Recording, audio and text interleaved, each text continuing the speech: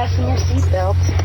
I am taking you for the ride of your life. I'm going to show you what this car can really do. Are you ready? I am ready. Hang on. Okay. Here we go. Hold on to your butts. Go get him, kid. It might be a tumor. It's not a tumor. Not a tumor at all. As if. You're going to ask me. So you can go ahead and ask me what you're going to ask me. And my natural response could be to get offended. Hey, want to hear the most annoying sound in the world?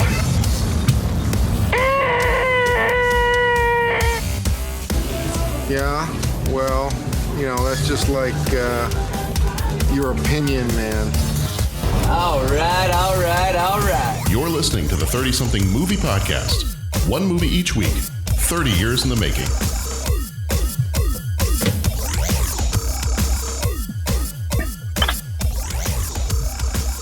It's 30-something. Was on last night.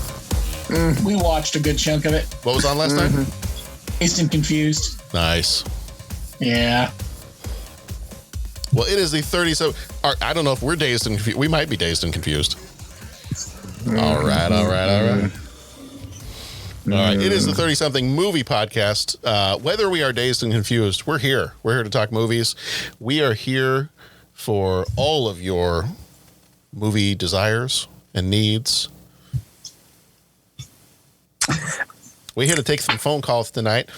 Hopefully it's a lady. I got my Cavassier and oh man, I don't know what year that movie is, but I'm fairly certain we might not be covering it. I don't know. Yeah, I mean that could be a Patreon exclusive, maybe. It could be very exclusive. Gotta show your ID to listen. Right. It's very exclusive for the ladies. It is. Yeah, the ladies, man. Ooh, that caller sounds like a lady. Okay, that was definitely not a lady. Okay, yeah, that's disgusting. There's a shovel, and you're just digging. I'm just digging. Keep going, and I wonder when you're going to stop, and you just keep going. I just keep going. Yeah. It's been that kind of a day, Bo. It's been that kind of a day, Bo. Well, as you've already heard, you've heard the dulcet tones of Bo the Love Fest Warmbold. Hello there, John. Love Fest, how you doing? I'm quite well. Good. And then we also have here the king of the virtual wax, Pat Canigallo. Pat, how are you doing? Hey, I'm doing good, man. I'm doing good. That's a callback to the news segment from a couple of weeks ago. That's just making sure that the people are listening to all of our episodes. Yeah, that's right. That's the deep cut there, man. If you want to understand that joke, you gotta listen. Had to be there. Got it. All right. Well, guys, are you ready to talk about Thelma and Louise tonight?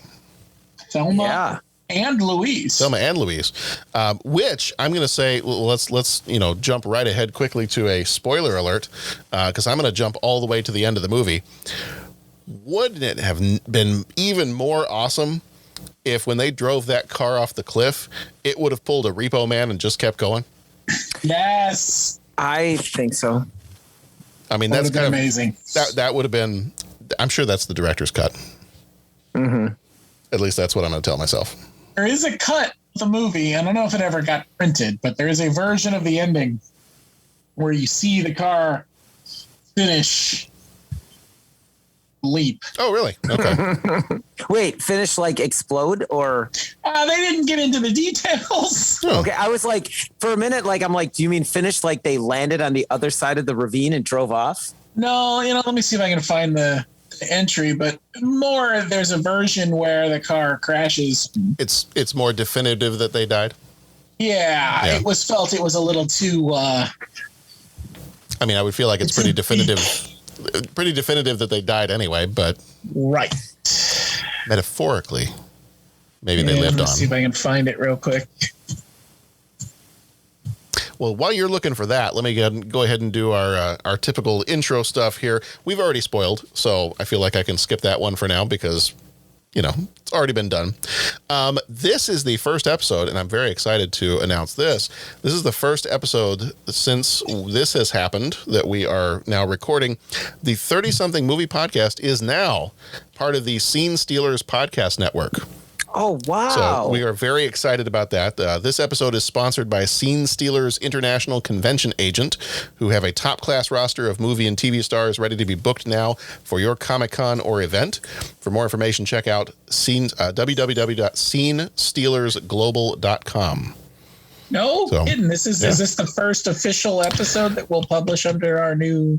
This will be the first official episode that is published under this. So we had a couple of episodes already pre-recorded and pre-edited, but this will be the first one that we might have the label on the album art of some of the others, but this will be the first one that we've officially announced that we are part of the podcast network now. So thank you for having us. Yeah. So one of the other very cool things about this is because Adam is the guy's name who runs it, because his business is to help book movie and TV stars for Comic-Cons or events.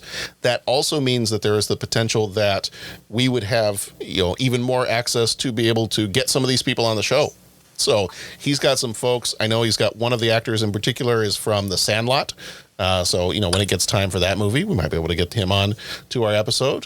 He actually, on his own podcast, the Geeky Retro Nerds podcast, he had just had on the daughter, God, I'm blanking out on the actress's name, the daughter of the Griswolds in the original National Lampoon's Vacation movie.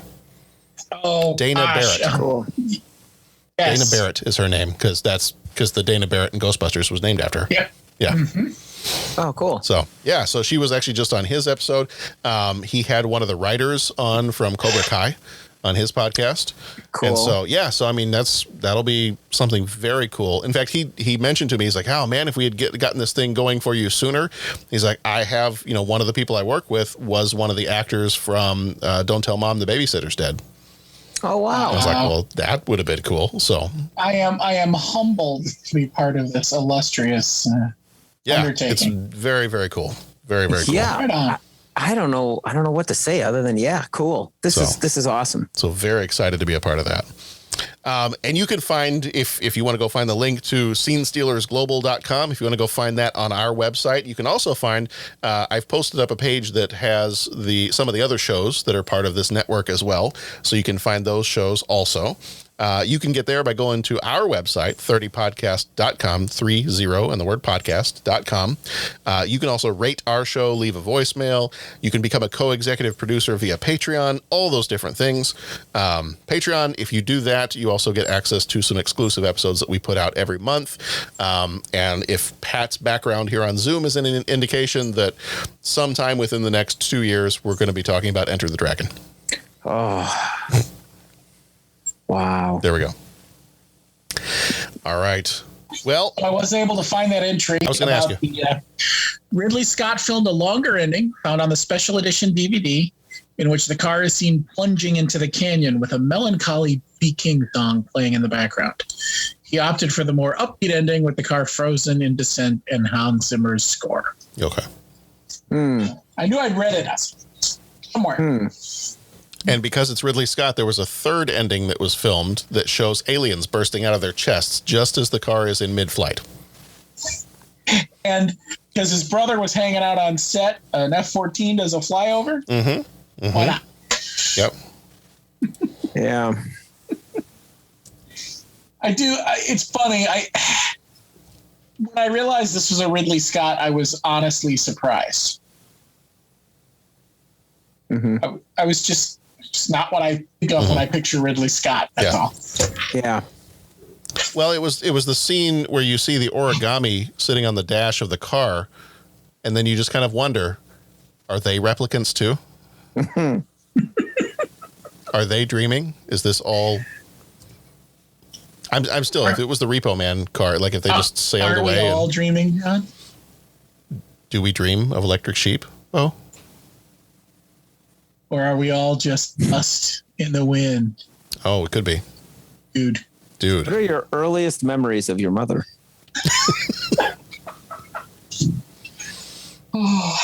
We have already. We're like less than 5 minutes in, and we're already off on a tangent. Yeah, well, that's how we roll. That's all right. That's how we do what we do. All right. Well, our movie this time around is Thelma and Louise. It came out on the 24th of May, 1991, rated R, the runtime of 2 hours and 10 minutes, directed by Ridley Scott, who also did The Martian, Blade Runner, and Gladiator. Producers on this one were Ridley Scott and Mimi Polk. Scott also produced Hannibal and Black Hawk Down. Polk also produced White Squall and The Breadwinner. Writer for this one was Callie Curry, who also did the TV series Nashville and the movie Something to Talk About. Cinematography was done by Adrian Biddle, who died in 2005. Also did cinematography for Willow, V for Vendetta, and Aliens. Music by Hans Zimmer, who did Gladiator, Inception, and Man of Steel. Budget was $16.5 million. Box office was $45.4 million. Flick metrics, combining Rotten Tomatoes, IMDb, and Letterboxd, gives us a 79%. CinemaScore gives it a B+. Susan Sarandon played Louise. She was also in Dead Man Walking and Bull Durham. Geena Davis played Thelma. She was in The Fly, Help Me, and A League of Their Own. Harvey Keitel played Hal. He was in Reservoir Dogs and Pulp Fiction. Michael Madsen played Jimmy. He was in Kill Bill and Species.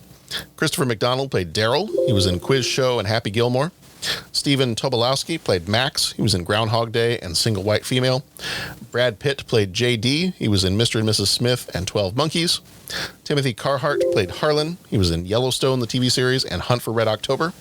And Lucinda Jenny played Lena, the waitress. She was in Rain Man and G.I. Jane.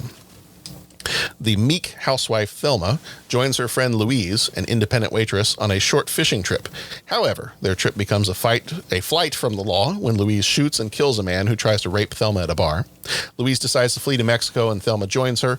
On the way, Thelma falls for sexy young thief J.D., and the sympathetic Detective Slocum tries to convince the two women to surrender before their fates are sealed. Thelma. I'll get it! Thelma, I've not told you I can't stand it when you holler in the morning. I'm sorry, doll. I just didn't want you to be late. Hey, how you doing, little housewife? Louise. Yeah, I still have to ask Daryl if I can go. You mean you haven't asked him yet? Thelma, is he your husband or your father? Thelma and Louise are going fishing. How come Daryl let you go? Because I didn't ask him. He's gonna kill you! I left him a note. Thelma and Louise are going to catch hell. I'll have a wild turkey straight up and a Coke back, please. Thelma! Oh, what? Tell me something. Is this my vacation or isn't it?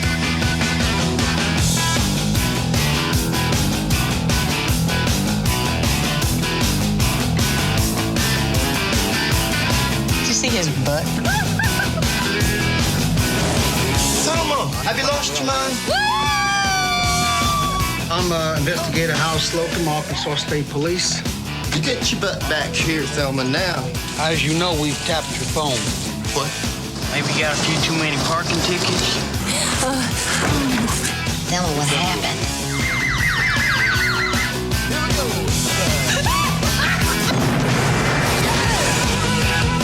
You're getting in deeper every moment you're gone. You want to step back and get in your car again, please? I swear, 3 days ago, neither one of us would have ever pulled a stunt like this, but if you was ever to meet my husband, you'd understand why. What? Louise, shoot the radio. The police radio, Louise. Got it. Thelma and Louise. How do you like the vacation so far? We'll be drinking margaritas by the sea, Mamacita. All right, so before we kind of get going here, there were a couple of interesting things that I had read about this movie, and one of them was that the original actresses that were supposed to play the parts of Thelma and Louise were Michelle Pfeiffer and Jodie Foster. Yes. And that they only and they were actually cast as the lead roles, but the pre-production of the movie took too long, and they had other commitments that then started to interfere with because of the schedule and everything. So they both ended up having to drop out, and then that's what they ended up with, Susan Sarandon and Geena Davis. Yeah, this movie went through a few sets of casts. At one point, Goldie Hawn and Meryl Streep wanted to make a movie together. They ended up doing Death Becomes Her Instead. They did look at this script. Went through a lot of changes, it sounds like. Very interesting evolution of this. Yeah.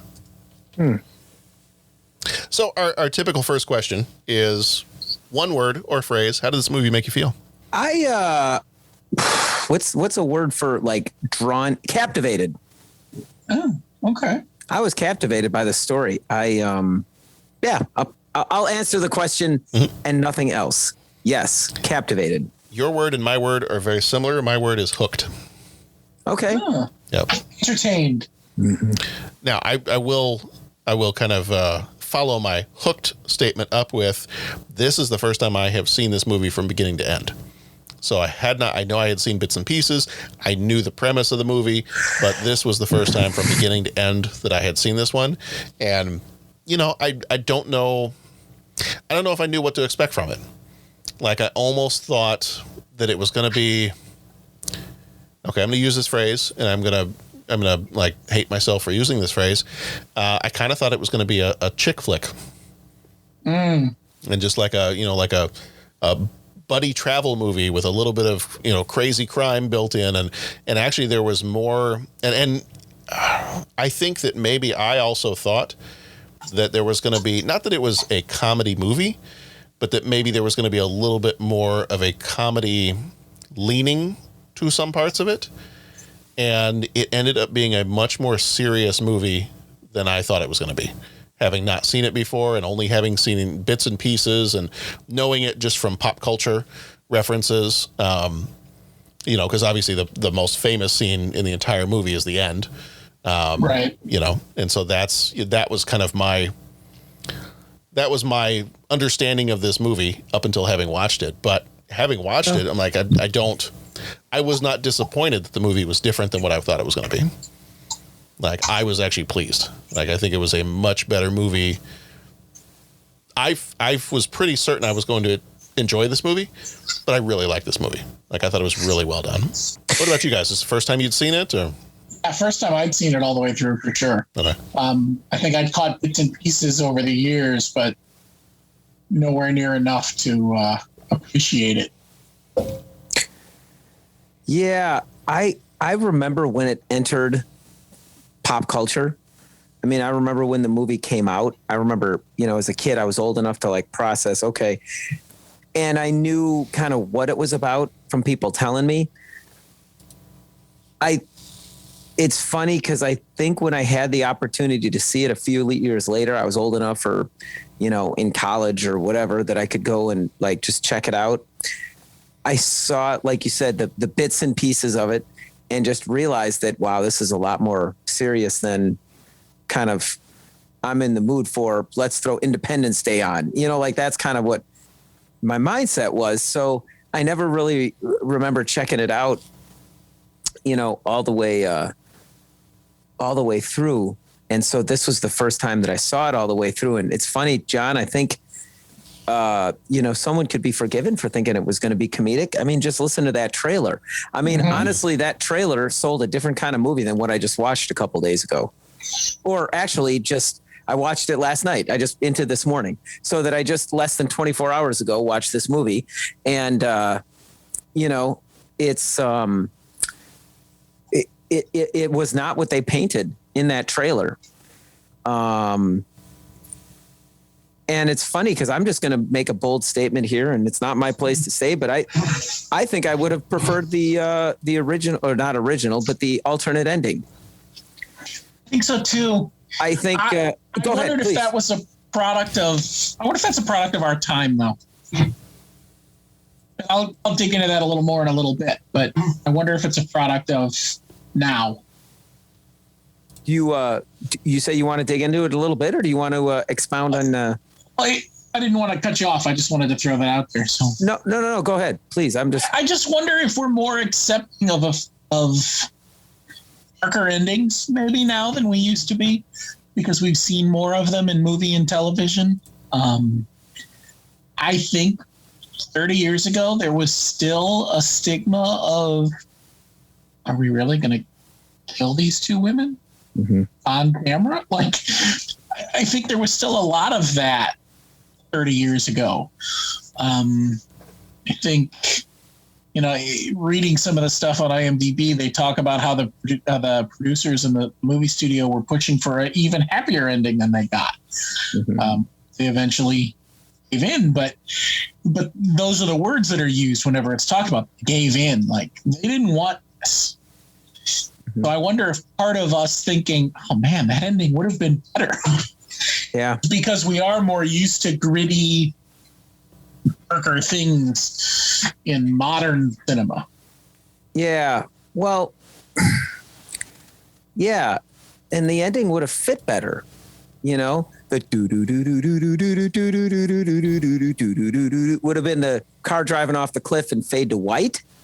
I mean, what was that? Like, I mean, now that I know that ending, I might just find that ending and stop. Then when I rewatch this movie, stop it and play that other ending. Cause I think that would fit with the overall story of the movie. You know what I'm saying? Like, and to put a happy ending on, or to put that trailer, which either is kind of the old bait and switch kind of move there with that trailer, or that puts such a gloss on the movie that's like, no, that's not what this is supposed to be about, you know, on any level.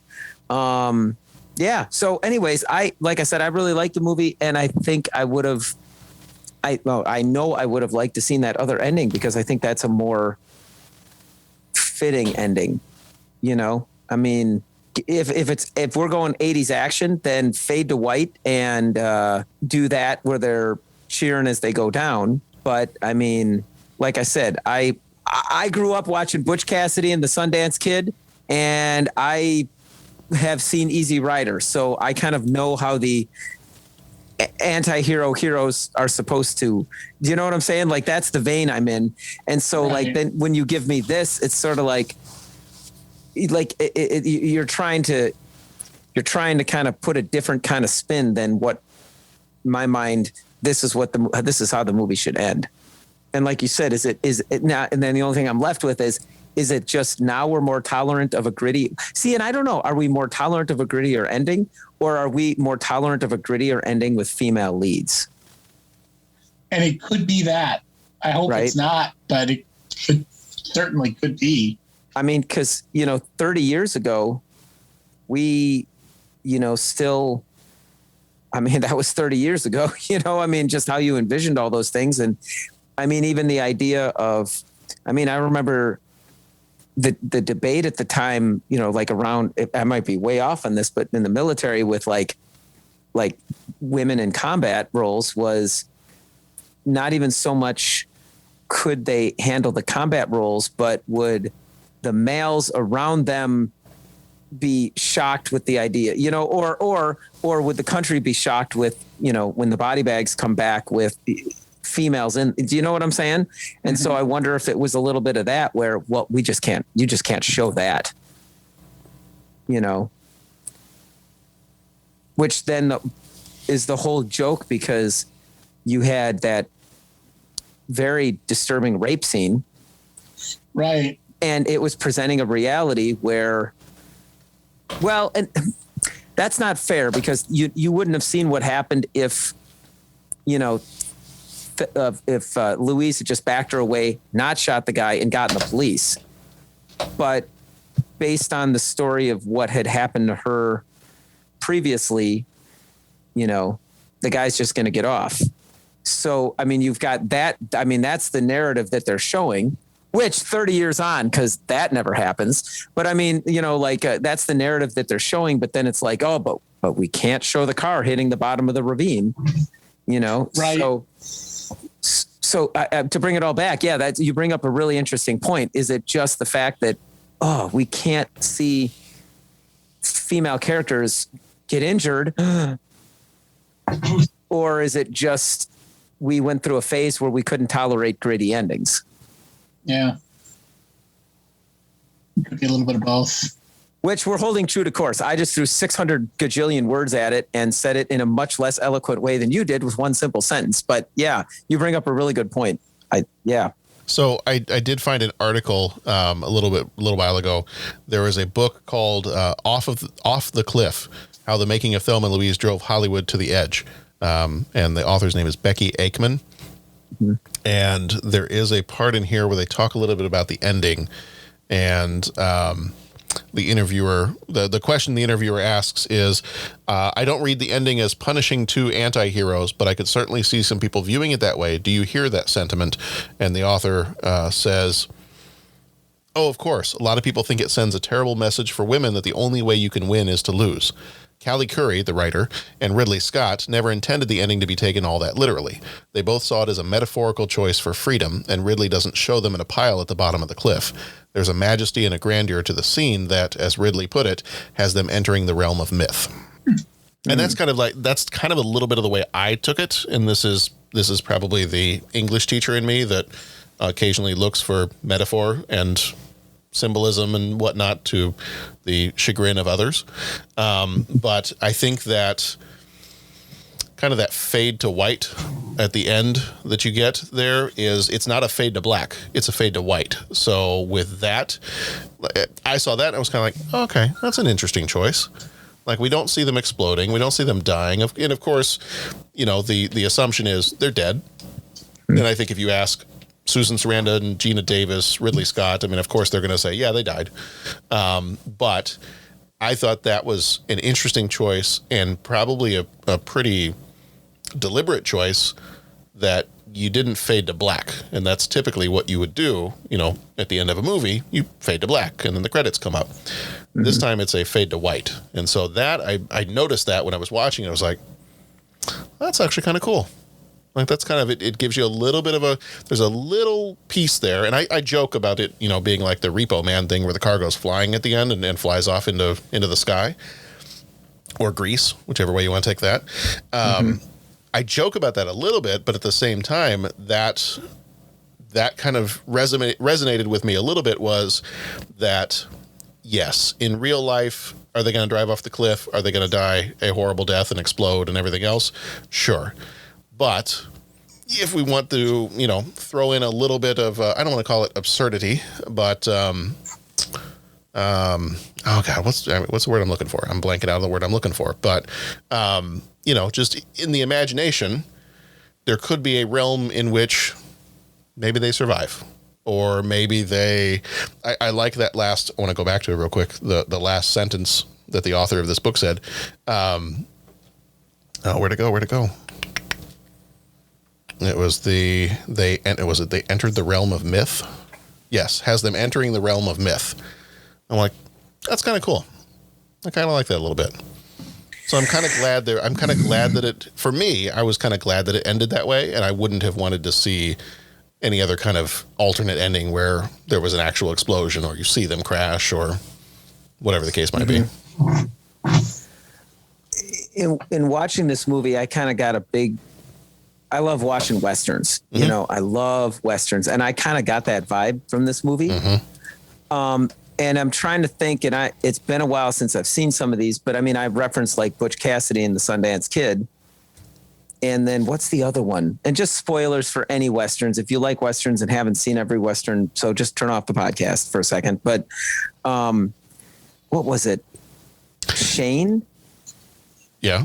Is that where he rides? Anyways, there's that whole riding off into the sunset, and there's riding off into the sunset happily ever after, and there's riding off into the sunset fade, right? And those two, I think it's Butch Cassidy and Sundance Kid and Shane, they don't like show those characters, the bitter end, right? It just it shows them kind of going off, and like you said, it's, hey, metaphorically, they're still out there, right? Their spirit lives on. It kind of gives that a little bit more. I don't want to say it. Any word I'm going to use is going to be disparaging, and I don't mean it to be disparaging, but hopeful. It leaves it on a little bit more of that hopeful, like, they're gone, but what they represented lives on, kind of, which is maybe what you're saying, partly. So I could see that. And I think I was wrong a few minutes ago when I said Butch Cassidy and then I compared it to Easy Rider.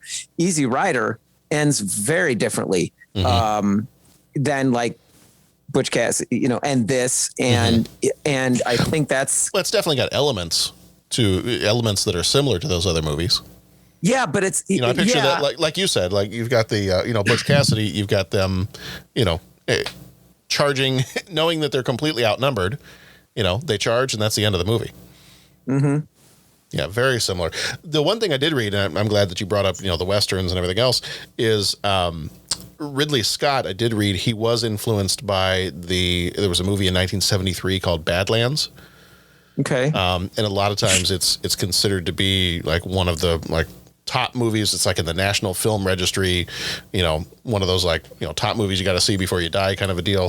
But apparently kind of the look and feel of this movie is, and it is also kind of a crime drama type movie as well.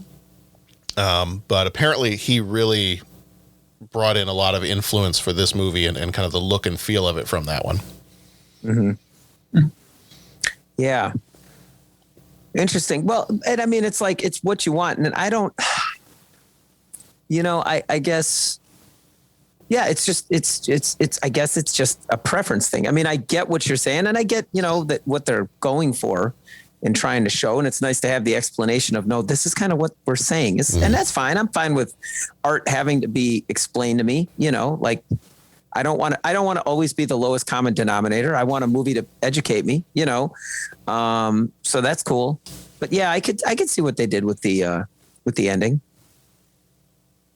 So. And I realized I just said that Badlands was a Western movie. It's not a Western movie. It has like Western feel to it. I think it takes place in the mid 20th century. So it's not a old West movie, but it's got kind of like that palette to it, kind of the visuals. Right. Well, and it's interesting because then, the movies that I just referenced are like from the 60s and 70s. And that's a completely different time than like what we have, what we're talking about now, with like Thelma and Louise. That was a completely different time. But I mean, even if you look at movies of today where there's like a last stand, movies within the last 10, 15, 20 years, if there's a last stand, usually someone is still standing. You know what I'm saying? Like they kill off enough of the characters to make it real and to give that person someone to have sorrow over, but someone still walks away. Do you know what I'm saying? Mm-hmm. And that's where it's interesting just seeing that transition from, like some of those movies I referenced where it just kind of ends like real life and it's pretty like glum. Mm-hmm. And then now we've got the fade to white and hey, the spirit lives on. And now I think movies of today, there's always going to be the one survivor that kind of staggers away. You know what I'm saying? Mm-hmm. Yeah. So another interesting thing about this movie, and I'm going to pull this from there was an article back in 2011 from The Atlantic, and I'm going to pull my next question from their headline that they've got, and also tie in something else with this too. This article's headline was Thelma and Louise, the last great film about women. Now, I'm going to preface, my other thing I'm going to bring up here next. I'm going to preface this by saying we are a bunch of guys sitting around talking about a movie that has, some pretty intentional, feminist themes to it. And I think I've read in a lot of different places, they, refer to this as like one of the most pivotal feminist movies. And so, I think as we dip into this part of the conversation, that I wouldn't want to move too much further into this conversation without saying we're a bunch of guys talking about a movie about women. So that would be kind of like, me trying to claim I'm the expert on all the different themes in a movie where, the characters are primarily African-American or indigenous peoples or something like that. So I'm going to preface that real quick and just remind everybody that, even though we all have, very, very luscious locks of hair, we are three gentlemen here that we all have like really short hair that is, I actually just got a whole bunch of it shaved off this weekend, so I wouldn't have to pull it out. It's looking good too, my man. Thank you. It's looking good. I went in and I said, give me the Pat Canigallo. And they did. They did. Hey, John, I heard someone called for me. That look. My back is very smooth now, too. I don't have that. No? I mean, Okay. you know. Yeah, John, I think someone sold you a bill of goods on that one. Okay. All right. Different Pat Canicello. That's right. So my other question before I ask you the question, is this the last great movie about women?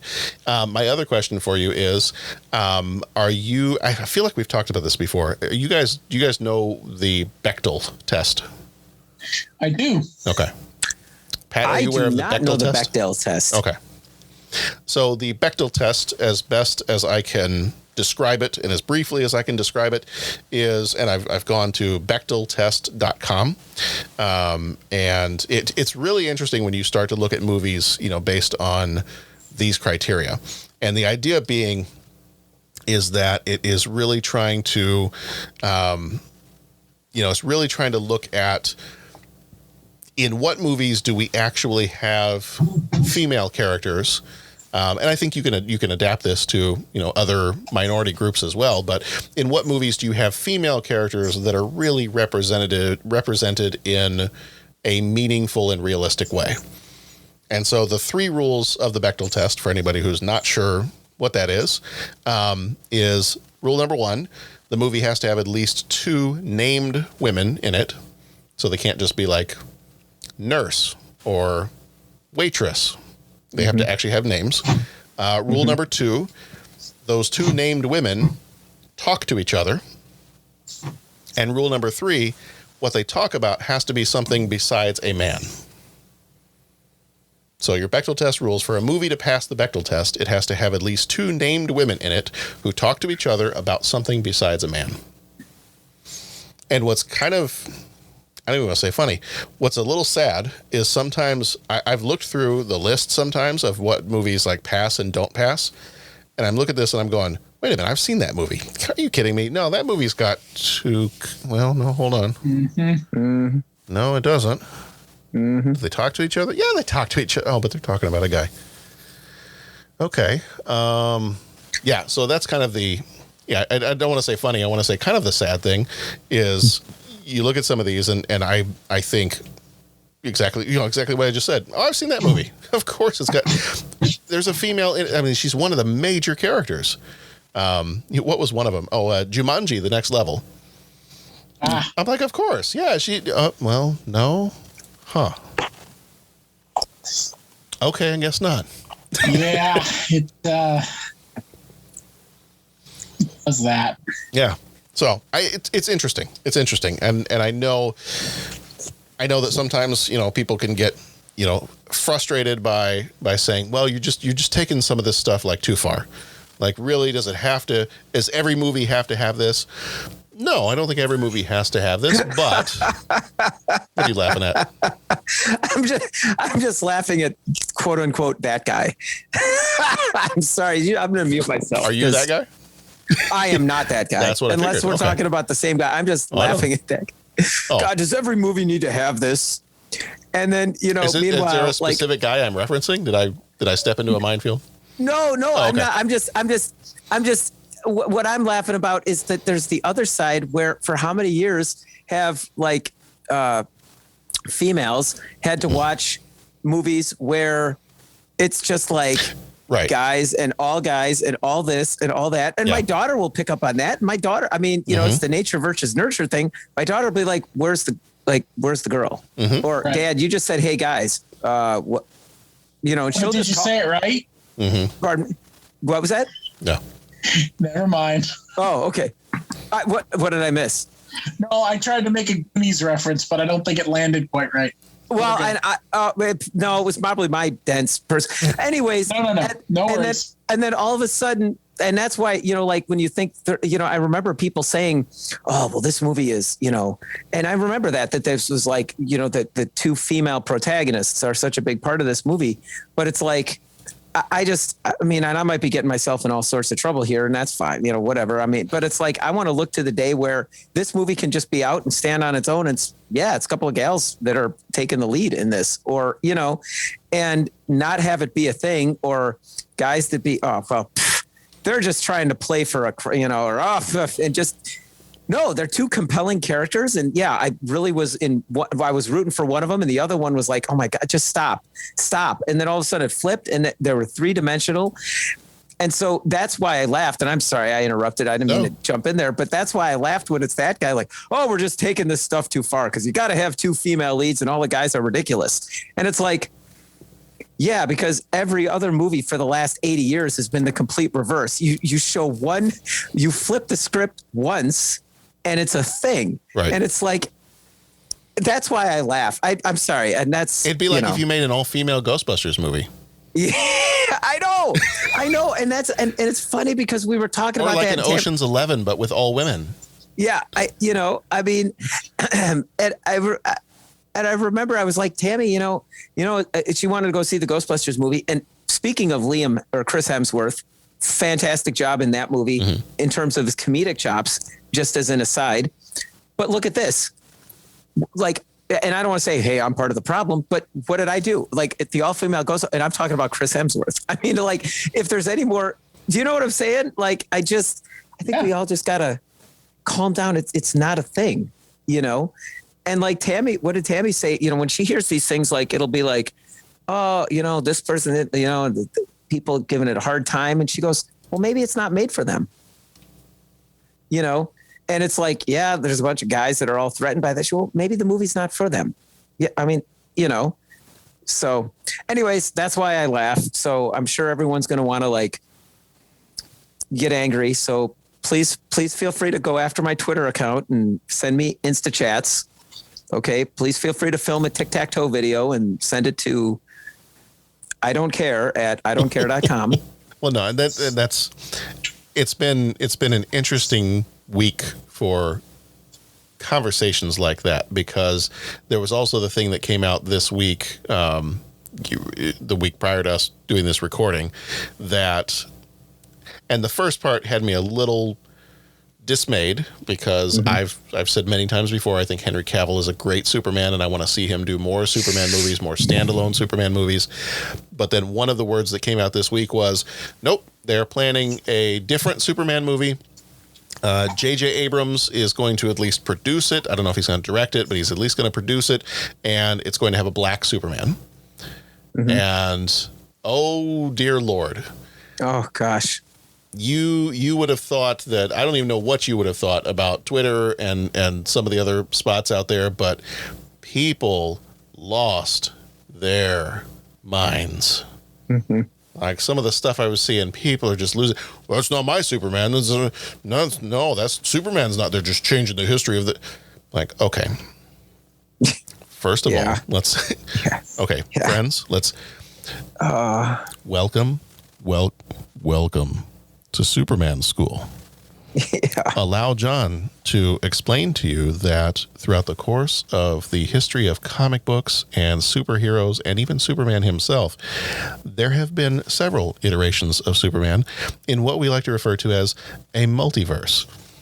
And in the multiverse, you can have. And you just lost all the people you're trying to talk to. I did. I know. But you said multi what? Oh, no. See, those, I mean, a bunch of those people be like, oh, I know the multiverse, but that's not Superman. That's not the main Superman. That's the point of a multiverse. You can tell stories in multiple ways. Yeah. With multiple characters. And I'm just sitting there going, you know what? Actually, I thought there was a stretch of time where they did a multiverse story where there was a Superman. I think his name was Calvin Ellis. And he was a black Superman, and he also happened to be, this is when, I think it was still when Obama was president, he happened to be president of the United States. So if I'm remembering that correctly, so then you had that whole thing of how does the president of the United States also keep his dual identity of Superman without anybody noticing? Yeah. That has a little bit of added challenge to it. But it was an interesting story. Cool. I mean, there's other stuff, too. There is, forgetting the Shaquille O'Neal movie, but there was Steel. The character of Steel from the comics was a great character. It's one of my favorite characters back in the 90s. But it's that kind of stuff. It's like, why do you care? Like, if you really want to harp on crappy movies, there are so many other bad movies that get made every year. Why are you upset about this one? Like, what about this one threatens you? Yeah. Maybe if you go watch this one, they will make another movie about a different kind of Superman that you like. Or, you know what? There are other great Superman movies, minus A Quest for Peace, that you can go back and watch. Yeah. Yeah. I don't know. It just, that's not quite the same as the Bechdel test, but I mean, similar in some ways, because it's like, who cares? Who cares? Why shouldn't there be more representation in movies? I'm just going to come right out just as a side note. Yeah. And I know it's not a movie, but before we started the podcast, I was extolling the virtues of Deep Space Nine. Yeah. I'm going to say it one more time. I think Deep Space Nine, I don't know if you can apply the Bechdel test to, and I hope I'm saying it the right way because I just heard about it like 10 seconds ago. Yeah. But I mean, I don't know if you can apply it to shows, but I think Deep Space Nine passes with a sterling picture there. Unfortunately, there's going to be exceptions. Well, the problem with Deep Space Nine, you're going to laugh, it's Dax. True. He is always talking about men. True. And so's Kira. Kira is, but she's always talking about what's his name. True. But here's the flip side of that I'm going to throw up there. And I'm not going to say that everything is, because again, you get a 25-year-old show and there can be some things, but oh yeah. How many times did Kira have exchanges with Kai Wynn where it had nothing to do with men and it was just two strong females that were on two sides, like they were antagonists with, is that saying it right? Gentlemen, I'm going to save you a bunch of time of trying to figure this out. Okay. I found a website called Trekkie Feminist. There we go. And if you go to this website, it's a Tumblr website. If you go to this website, it's the Bechdel test results Deep Space Nine. And this person has gone through and they give you whether each individual episode, whether it passes or fails the test, and how much of the season passes or fails. Okay. Is there a general number that they give? I'm just curious at this point. Let's see. Because I believe that's another podcast in and of itself. If we're going to go through, which one that I would gladly accept, I will gladly join that podcast. Let's see. So here, they say in this website, here are the results. The first percentage that I provide indicates the results if you require that two female characters clearly address each other, even in group scenes. The second percentage in brackets indicates the adjusted pass rate if you include any episode where two women characters have back-to-back lines about something other than a man. So like season one, I think it's 60. Well, if you use that second test as your measure, season 1, 79% of the episodes pass.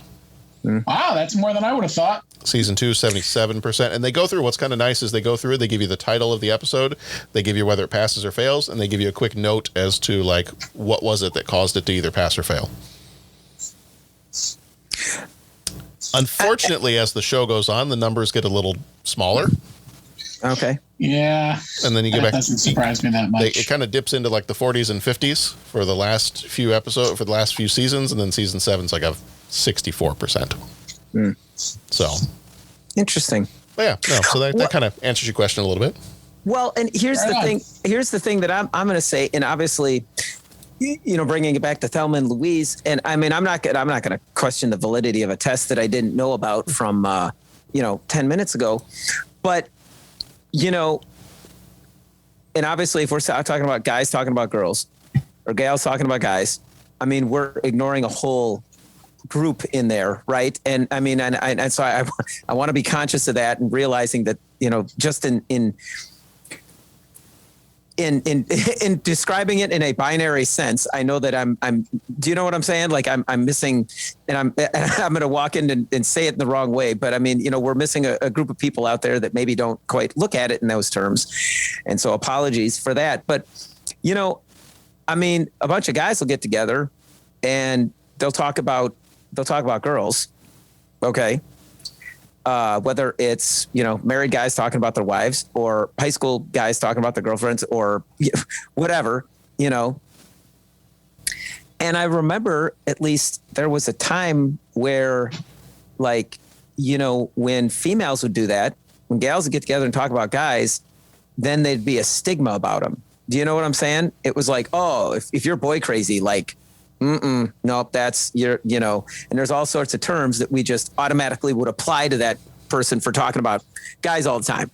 But when guys do it, it's like, oh, that's locker room talk, or that's just how guys are and all that kind of thing. And so, I mean, I don't want to question the test, and I can understand, you know, failing the test if they're talking about guys in terms of, oh, okay, their lives revolve around guys. Like, oh, I have to talk about, does my husband get, you know, so I get that. But in the same token, you know, there was and probably is a time where the ways that guys will get together and talk about girls, right, was inappropriate for girls to get together and talk about guys, right? It was still, there was that inequality. Like, no, gals can't get together and talk about how hot guys are. You know, that's inappropriate. But if the guys all get together and do it, that's just guys being guys. Do you know what I'm saying? So I get where the test is coming from, but boy, it is not my place to question the validity of that test and all that kind of thing. But what are the conversations that they're having about guys? Do you know what I'm saying? I think it's more of what you said earlier, that it's more of it's not about, you know, it's not like they're gushing over guys. It's more of are there conversations, you know, compared with your typical movie, is that a male lead in a movie can have conversations about all kinds of different things with other men.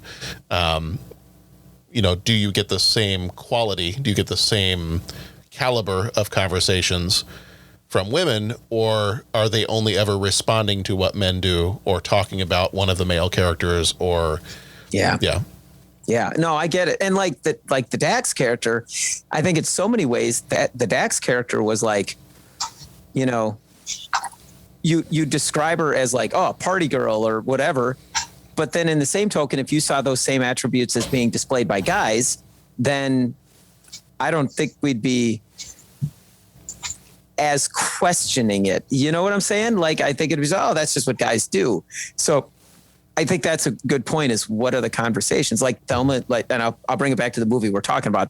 Sorry, everyone didn't tune in to talk about Deep Space Nine, but I mean, you know, with Thelma and Louise, like, I see two compelling characters, and I mean, you know, they're making choices that I wouldn't personally make in life. But it's like the fact that they're female doesn't like make me say, oh, well, I'm not disengaged. You know what I'm saying? I mean, they're compelling characters.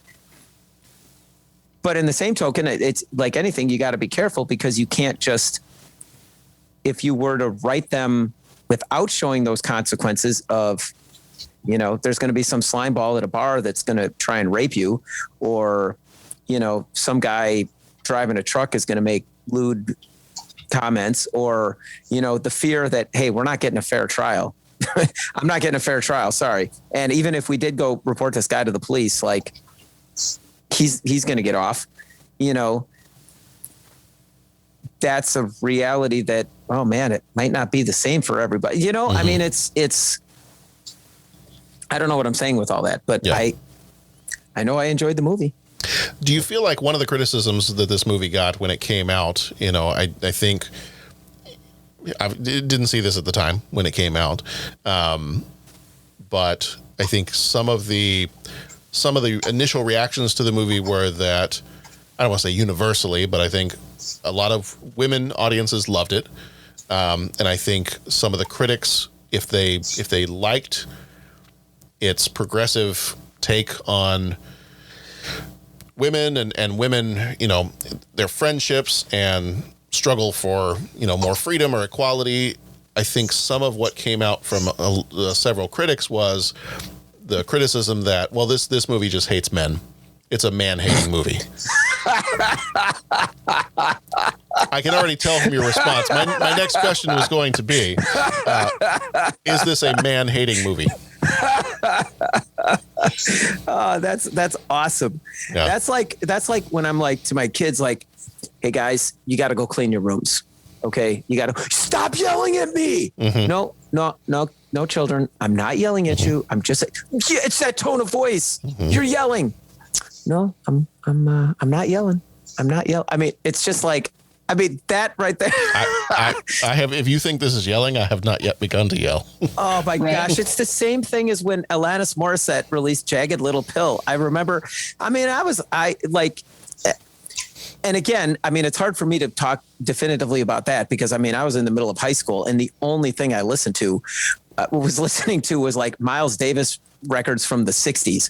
And when I say records, I literally mean like LP vinyl records. That's what I was listening to in high school when Alanis Morissette's Jagged Little Pill came out.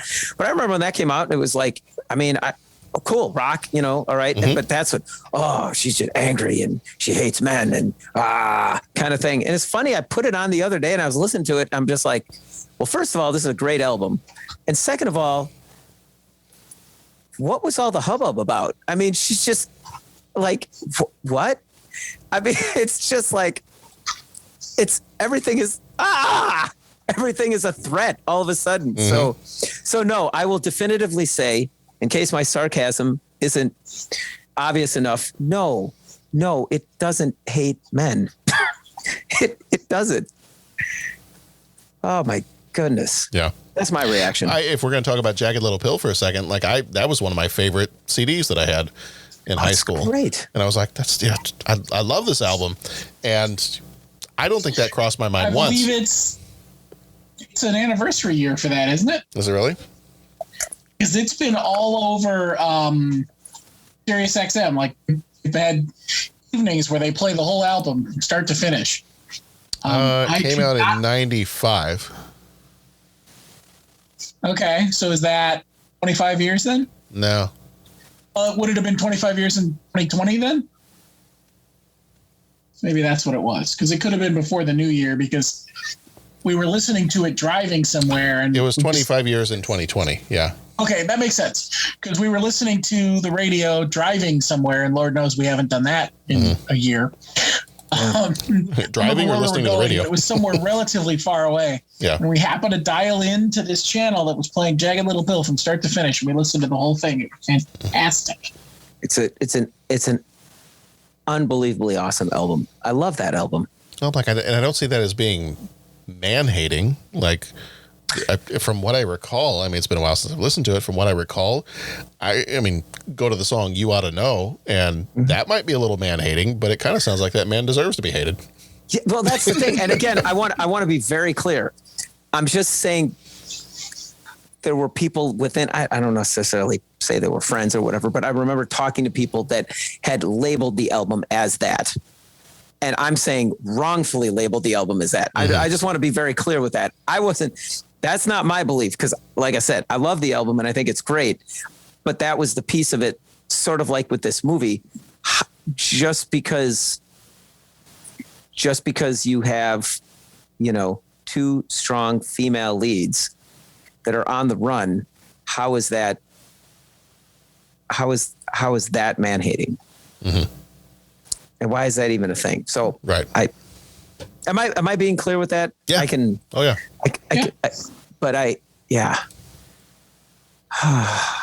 Well, and what's interesting about some of these different articles about this movie that I was reading about, in this one that the headline, and this is from 10 years ago, Thelma Louise, the last great film about women.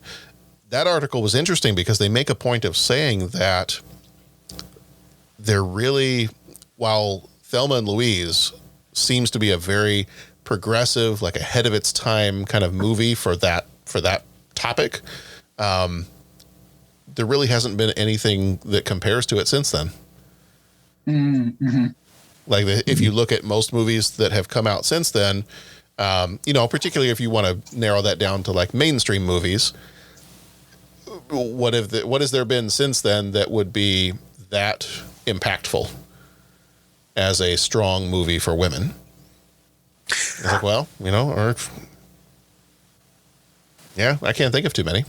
Well, let me, and again, like a story like that where it's not going to end happy, you can't do that all the time because like you got to have something to balance that out. You know what I'm saying? Like, and the movies I referenced earlier, it's the same thing. Not every movie ends. Do you know what I'm saying? Where it's the rough ending. But in terms of strong female carry the story,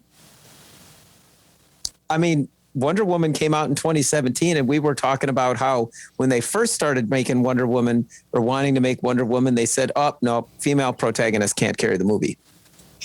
And that came out in 2017. You know what I'm saying? So I mean, there a little bit of a gap of time in there. You know, I mean, I can't. Other than like a movie where there's, where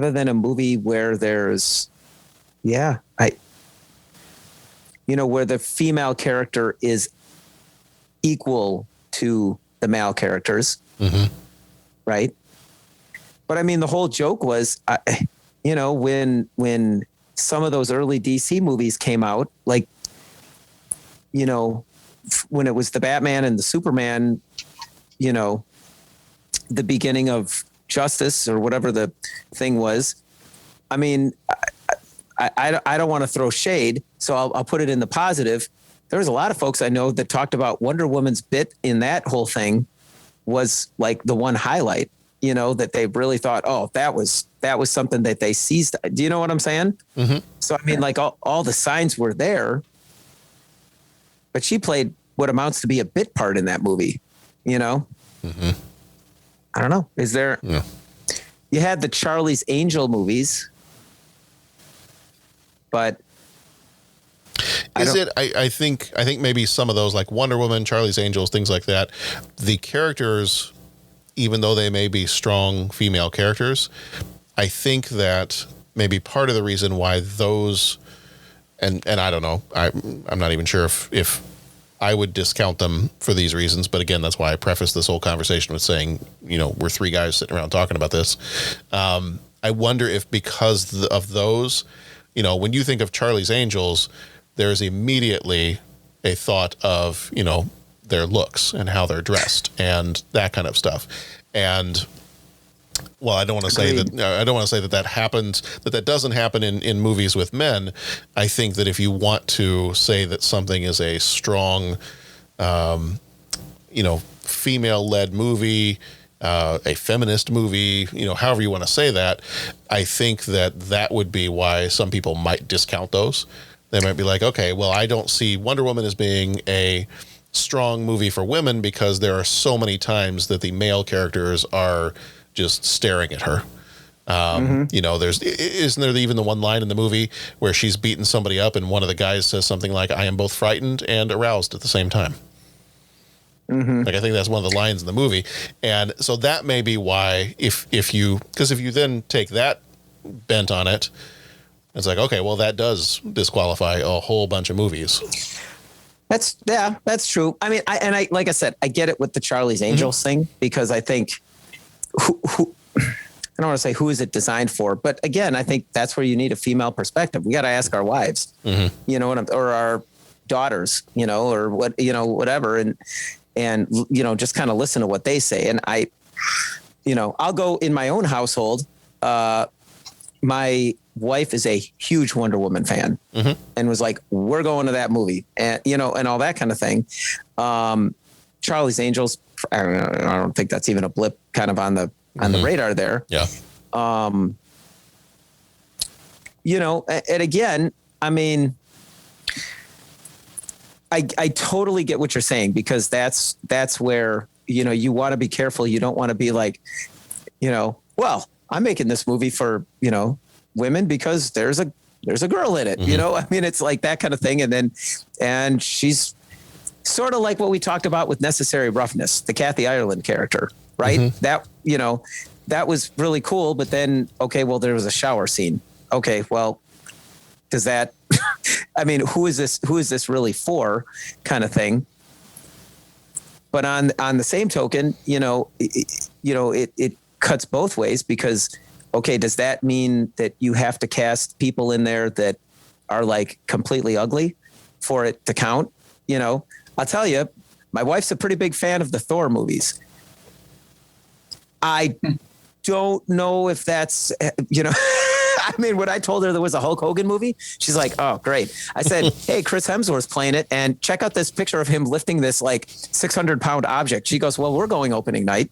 I'm like, okay, yep, that's kind of what I figured, you know? So it's kind of like, it's hard. And I get what you're saying. You know, I can't, you know.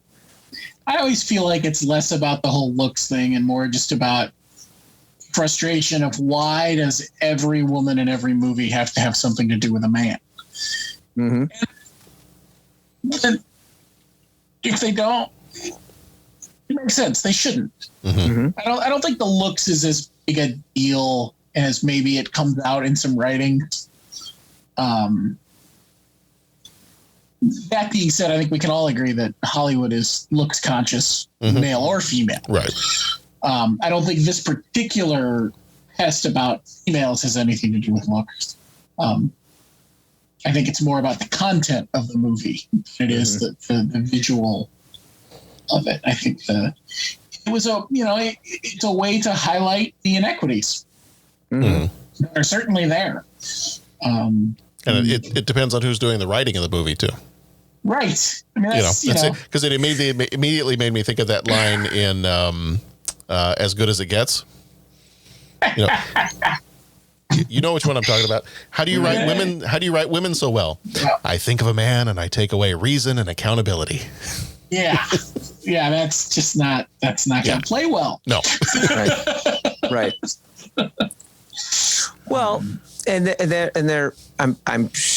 sure there's a repost to that. You know what I'm saying? I'm sure there's an answer like, how do you write from a male perspective so well? You know, I mean, the unfortunate thing in that movie is where I'm trying to think of how that line was used. I mean, yeah, like guys can sit there and go, yeah, but Jack Nicholson in that movie wasn't quite the sterling character that, oh no, you know, and that was the unfortunate thing. It would have been great if Helen Hunt could have just had the rebuttal. You know what I'm saying?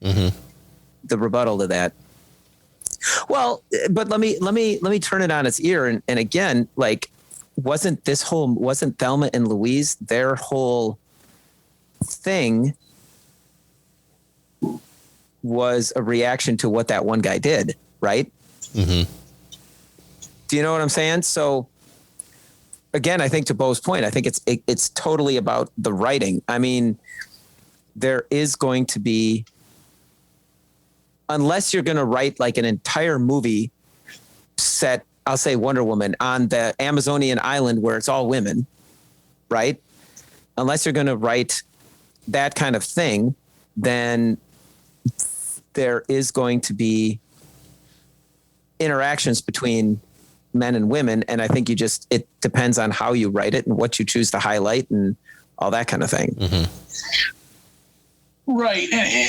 And that's, I think, the real interesting question about this movie is, was it a reaction to what he did, or was it a reaction to trying to figure out how to say this, or was it a reaction to I guess in the end it goes back to what he did. I was going to say, was it more a reaction to their actions? Their actions were caused by what he did. So yeah, okay. I'll be quiet now. Well, no, I just talked myself in a huge circle. Well, but I mean, I think some of it too is that they take control of the situation, and over the course of the rest of the movie, they take more and more control over the situation, and they're going to do things their way. Like they're not going to do what anybody else tells them to do. Like they are completely removing themselves from their other. You know, it almost becomes like they're their own little universe in that car, that they've removed themselves, you know, even though Louise, you know, her boyfriend, he's a great guy, like in this. And then that's why, you know, the whole, you know, this movie just hates men. Like, no, you know, it shows, I think it shows how some men can be really horrible people. But I mean, that's not a man thing. Like, people can be horrible people. Right. But there's also, I mean, there's horrible men in this movie, but there's also good men in this movie. You know, Louise's boyfriend seems like a good guy. Harvey Keitel's character seems like a good guy. You know, he really genuinely seems like he wants to get to the truth and try to bring these women in without anybody getting hurt or. So, okay, first time I've ever seen this movie. Yeah. You brought up Harvey Keitel's character. One of the things that confused me the most is when he got so invested in these two women. Yeah. I missed something. Like, I get that he's invested in this. I'm just not sure I understood why. Mm-hmm. I think maybe someone else saw it. I think it could have been like, that's kind of one of the things that I was like, that I thought I happened into like a director's cut that had extra 10 minutes of footage or whatever. There were scenes in this movie that I thought didn't need to be there, that were like, haha kind of scenes that just seemed, why is this in there? That could have been replaced with maybe Harvey Keitel arguing with his partner or the other guy just about how they should bring them in. Do you know what I'm saying? And I think if you would have had like a couple of those arguments, or like, no, we've got to bring them in, or don't you get it? Like, they're, you know, explain a little bit more about Texas. You don't need to give the details, right? Texas can still be, you know, whatever happened to her in Texas, that can still be kind of like, sort of like the bank in Reservoir Dogs, right? You never see what happens in there, but talk about it enough that it shows why Harvey Keitel is sympathizing with her. Do you know what I'm saying? I think, yes. I think if you could have, there were a couple of scenes in there that were kind of like, yeah, we can cut this stuff out and then give us 5 minutes or a few more minutes of Harvey Keitel arguing with his partner, like, no, we need to do this. And then I think that, or do this way. And I think that would have revealed a little bit more why he's sympathizing with them. Okay. You know, I can see that. I mean, like I love the clip with the guy on the bullet bike going past them when they were trying to pull out of the gas station. But I'm like, why is that there? And why is it a bullet bike whipping down a dirt road at 100 miles an hour? Like, that makes absolutely no sense. You know, like, you can take that out. I mean, there was them running to the guy's house in the rain. I was kind of like, why do we have this 30 seconds of, you know, they're all like, oh, we're in the rain. Hey, the police. It was like, why is that in there? Take that out and show them, you know, after talking to the guy, you know, after interviewing the husband and going, this guy's a complete jerk. No wonder that, you know, I mean, just give us a little bit more of him processing all the parts of what they have in their life and maybe why they're on the run, aside from the fact that they took out a guy that, you know, raped him or attempted to rape one of them.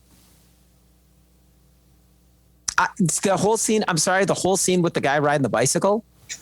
I mean, you know, and smoking the joint and blowing the smoke into the trunk. I mean, it was funny. It was a whole lot of stereotypes wrapped up in 1 minute. So, I mean, I kind of watched it and it's like, okay, this sets the movie. Well, I don't know. I'm not going to make that claim, but I mean, I don't know. That whole scene just seemed really, why is this in here to me? That a lot of that could have been taken out. And I think you could have had a little bit more of explanation as to why he was so sympathetic to them. Yeah, I just didn't. You could tell that's what the point was. I just never understood it. Mm-hmm. Yeah. Yeah, and I really thought that scene where they take off in the car and he just horrified, like, runs. You know what I'm saying? Like, after them. I thought that was a particularly effective scene. Mm-hmm. And I'm just going to give props to Louise for being one heck of a, I'd say one heck of a wheelman, but I mean, that's not right. You know, a wheel woman, wheelie Okay, I'm not right. Anyways, I mean, in that car chase, man, she's got that T-bird going under aqueducts. She's got that T-bird. I mean, she's cornering that thing through the dirt, and I mean that's like almost Blues Brothers level of mayhem with the police cars, crashing into things or steering or not making it through and all that kind of stuff. And so I'm, very impressive bit of driving there. The one thing I wanted to mention before we'll kind of wrap up here in just a minute and get to our 3 questions. But the one thing I want to mention that I thought was kind of funny was Brad Pitt. This is one of his earliest roles. He got paid, I think, $6,000 to be in this movie. And a few years later, I think for one of his first major roles, he got $10 million. Mm-hmm. So not a bad raise in 5 years. Nope. No. Did pretty well for himself, I think. Yeah. I want to say for the first half to 3/4 of this movie, I empathized with Louise so much. And it was just like, okay, don't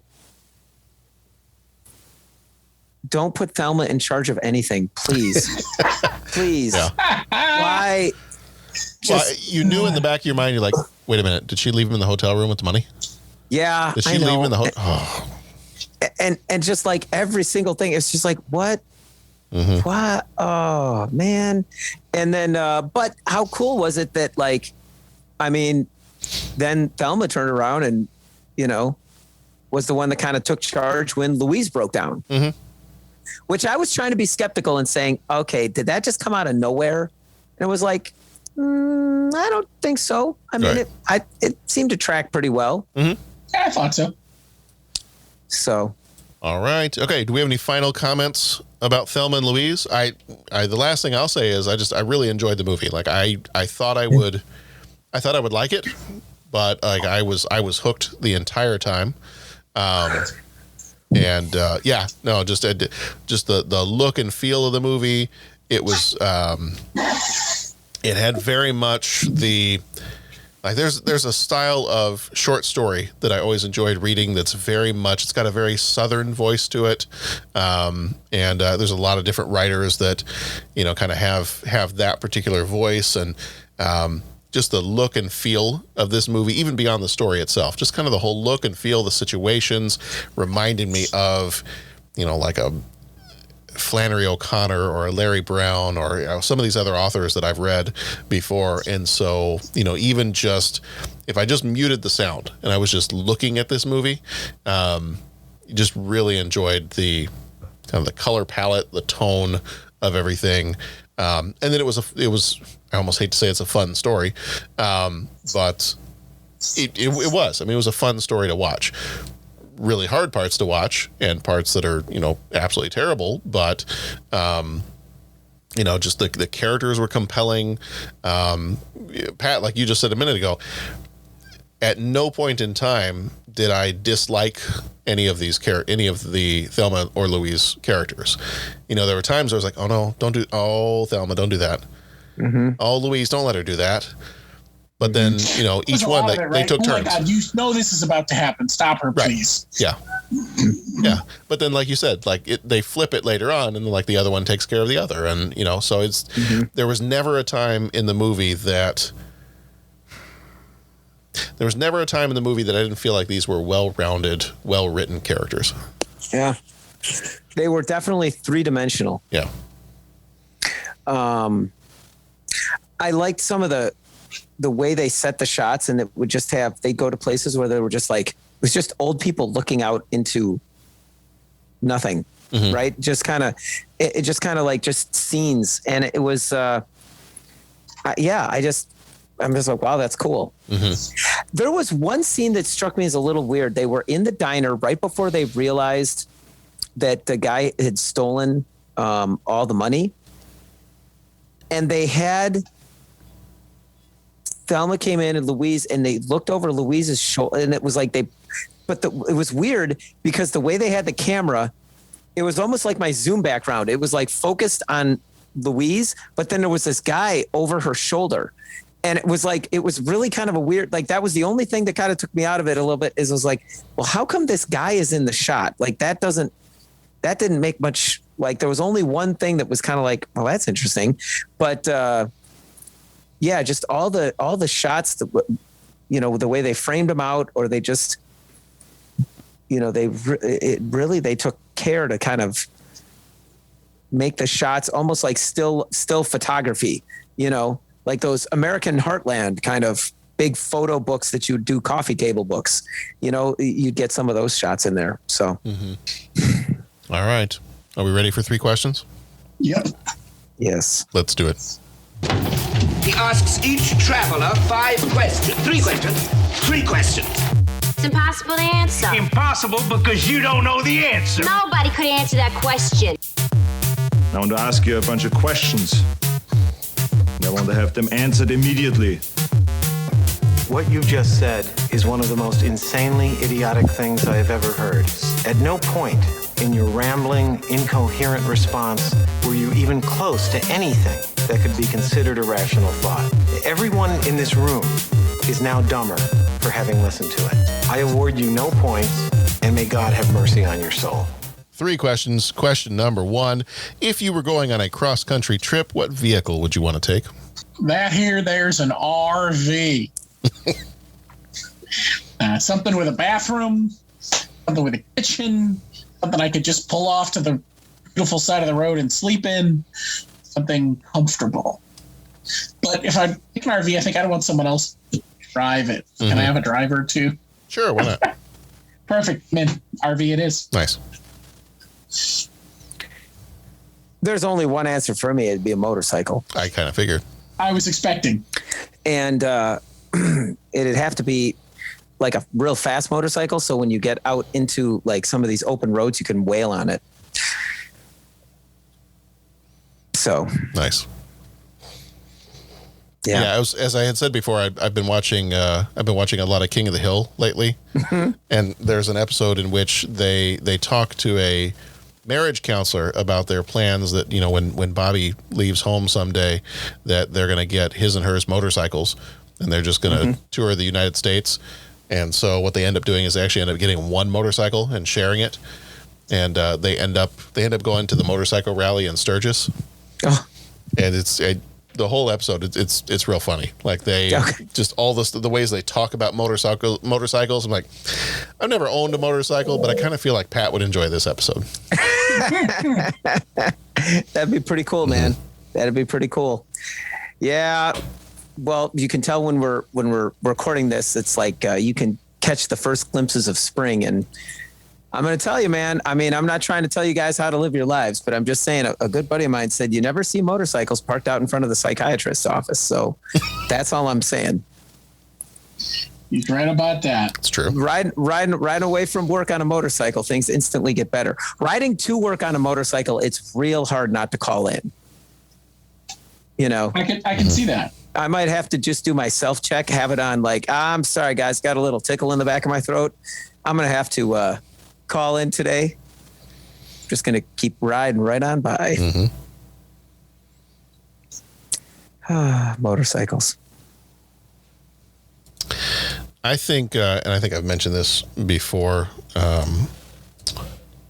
we've had some different episodes where we kind of talk about cars, and I think it was one of the ones where we talked about like Batman and the Batmobile, and we've talked a little bit about some different type of cars, and I know that my typical response would probably be like a DeLorean. I would take a DeLorean, but I don't know. I think if I could update some of the interior to maybe like make it, a little bit more comfortable and everything else, I think I'd probably have to go with one of the first cars that, even as a kid, I was like, I want to find this Hot Wheel, or I want this car when I grow up, or, it was the first time I remember a particular type of car being one that I was interested in. And that would be the ZZ Top car, the 33 Ford Coupe. I would take a bright red one of those. Cool. Fire on the side optional, but bright red. Very nice. That would be mine. All right, number 2, favorite movie with a strong female lead. Oh, this was tough. Well, and I'm not gonna put in the caveat that it has to pass the Bechdel test either. So you've got freedom there. Maybe not as much freedom as our female counterparts, but you've got some freedom there. first thing I thought of was Wonder Woman. Okay. It was kind of obvious. Yeah. So I thought about it a little more, and I did come up with one that it had been a while since I'd seen. And that is A League of Their Own. That was on my short list as well. Yep. That was, so I think, I want to say Wonder Woman, but I think I also want to put in an honorable mention for A League of Their Own. Mm-hmm. Nice. Is that what you had said as well, John? No, that was up there. I think that, for my choice, since I was such a huge fan of these movies, as a kid, I think I got to go Alien. There you go. I got to go Ripley from Alien. Yeah. There you go. Now, and as we've talked about tonight, now I do look at that and be like, yeah, strong female character. Would it pass the test? Probably not. Especially because the final scene in the first Alien movie, like she somehow inexplicably is in her underwear trying to fight the alien. But yeah, I don't think that. Yeah, I don't think that one passes the test, but that's okay. Yeah, so for me, it'd probably be Ripley from the Alien movies. There were a couple others there were some that I had watched recently, like horror movies. There are some that I watched recently that had some like strong female lead characters in them. There was one in particular, and I think I watched it round about the time that I had first seen the all-female Ghostbusters movie. And there was an all-female, and I kind of worried about this because I was like, is this going to be one of those where it's like a bunch of sorority sisters and, that somebody has made this movie just so they can get a bunch of women, in, scantily clad situations and, have a horror movie where people are just running around in their underwear or whatnot. But it was actually a pretty decent horror movie. It's called The Descent. Have either of you guys seen that one? Doesn't ring a bell. A group of friends goes spelunking, and when they go into the cave, they begin to encounter things that should not be down there. And that's all I will say in case you decide you want to go see this movie. But it was a good movie. Like, it was one of those, I think it would probably pass the test, in that pretty much every character in the movie is female. And, it's not, it was a well done horror movie. And, usually in a horror movie, I think especially horror movies are guilty of that women end up being scantily clad in horror movies when it's not always very necessary. But, in this one, at least from what I recall, not as much. The other one that I saw recently that had a really great, I just thought she was great in it, was an Australian horror movie called The Babadook. Have you guys seen that one? That one was creepy too. Pat, you might not want to do that one, but might want to avoid that one. I want to avoid that, especially because part of it is the Babadook is this character from like a creepy children's book, and the Babadook character is kind of haunting the child in the family. Yeah. So it kind of goes after the kid a little bit. So yeah, might want to avoid that one. Maybe take a pass. Take a pass on that one. Good idea. But yeah. What was yours, Pat? Well, I'm glad to hear you said Aliens because I had the list going and I'm trying to like pare it down. Yeah. I might just say Rogue One with Jyn Erso. Very nice. I really thought that one was. I thought that one was pretty awesome. I'm really taken with the Jyn Erso character, and it's funny because my Dominic was asking the other day, because we've started watching Mandalorian, and he's like, "Who are your favorite Star Wars characters?" And it's kind of like I'm going through it, and I gotta be honest. I think Jyn Erso's in my top 3. You know what I'm saying? Like, I think that was a cool relationship that they showed. I think she was just a pretty awesome character all the way around. We're not listing TV shows, right? It's got to be movies. Yeah, let's stick with movies. Okay, good. Thank you, because we don't have the time. Yeah. So yeah, I think I'll say Jyn Erso, and I'm trying to see other ones, and I'm trying to be careful because it's like I don't want to just like go down the Google list of here's all the movies with a female leads. Like I want to pick ones that are like my favorites. You know what I'm saying? I quote Captain Aaron Brockovich a lot. So I think that one could be really definitely up there. Love the Hunger Games, the books.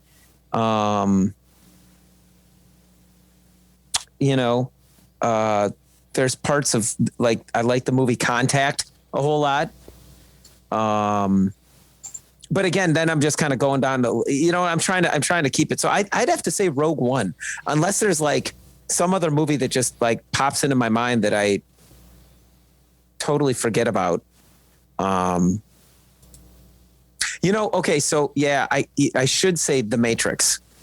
I should say The Matrix. I think I really like I really like the Trinity character.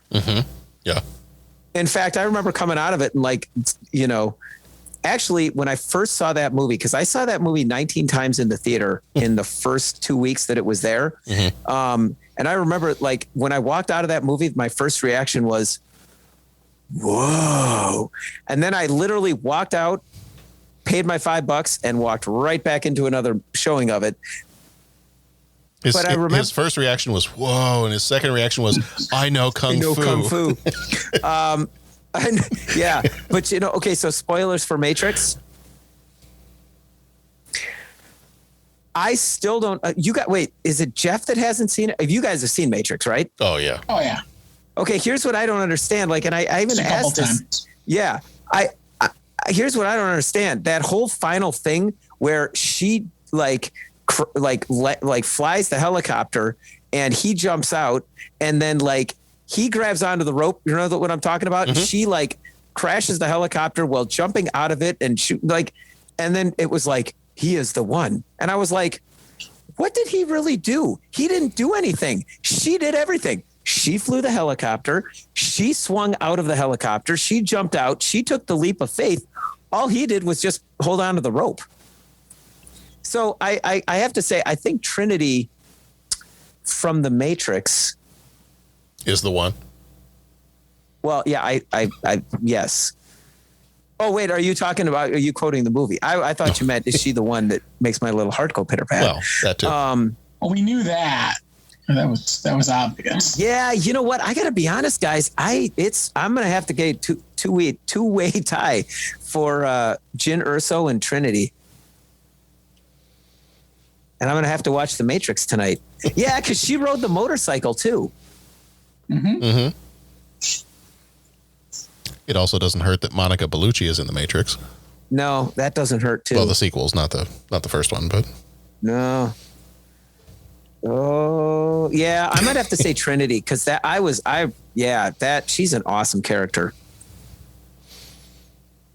Okay. And I mean, I'm just going to mute my mic because I'm just going to talk about Trinity for the next 20 minutes. So you can do the show wrap up, and I'm just going to sit over here and think my thoughts. He's just going to sit over there and wrap it up. Little pitter patter. Yeah. All right. Well, question number 3, while Pat's taking a moment. Question number 3, who's your favorite movie cop or federal agent? Axel Foley. Nice. Or do you say Aquel?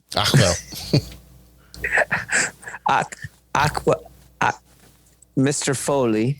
I want to get him and Frank together. Oh, now we're talking. They can open a business. I'd say Frank Bullitt. Okay. Nice. I think he's my favorite. Part of me was going to go with Demolition Man. I was going to go Sylvester Stallone for Demolition Man. But then, and I think I've actually found a quote. Let me see if I can pull it up here. This should give away right away who I think, when I thought about it a little bit more, I'm like, no, actually, like favorite cop character, especially if we're talking like a federal agent type person who, in a similar fashion, is trying to hunt somebody down and catch them, I think I got to go with this one. What I want out of each and every one of you is a hard target search of every gas station, residence, warehouse, farmhouse, hen house, outhouse, or doghouse in that area. I think I got to go with that one. Yeah, he's That's pretty good, classic man. right there. Got to go with Sam Gerard. Yeah. And for those who don't know, that's The Fugitive, and I can't wait till we get to talk about that movie too. That's only a couple more years. That was early 90s? I think it's 94. Okay, so getting in the mid, yeah. 93. All right, even closer. Good. Same year we get to talk about Dragon. Enter the Dragon and Dragon the Bruce Lee story and The Fugitive, yeah. Nice.